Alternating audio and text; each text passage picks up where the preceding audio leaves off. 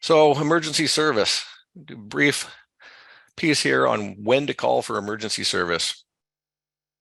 So one of the things you want to keep in mind if you get an alarm, especially a low air alarm, is that indicates that a compressor or your nitrogen fill system, something has failed on your dry system and you have a low air condition. What happens if this is not addressed is that system will potentially trip and activate fire alarms and charge the piping with water.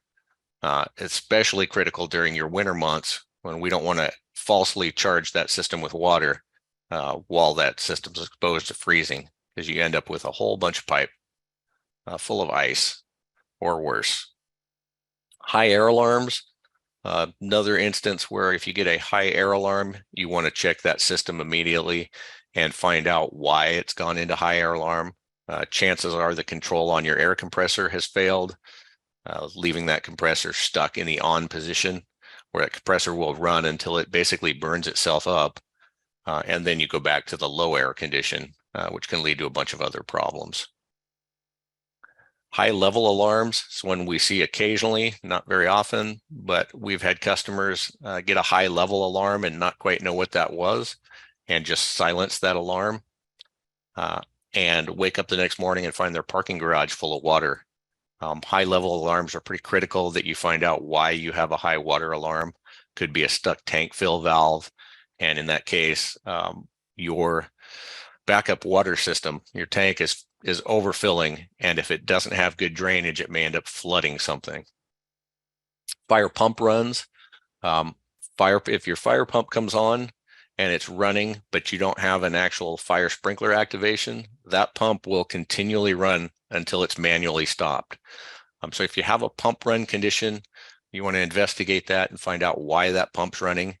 And if it's not supposed to be running and it is, you want to call your service company out to take a look at that and find out why.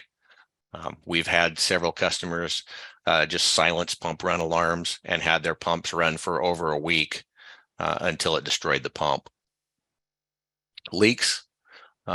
Sprinkler system leaks don't tend to get better. If you have a sprinkler system leak, you want to call your service provider and get them out as soon as possible to fix that.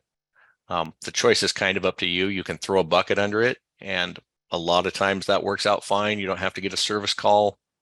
We can come out later and take care of that for you, but it's something you want to be very cautious about letting that go for any amount of time. And then freeze damage. We kind of talked about that a little bit prior.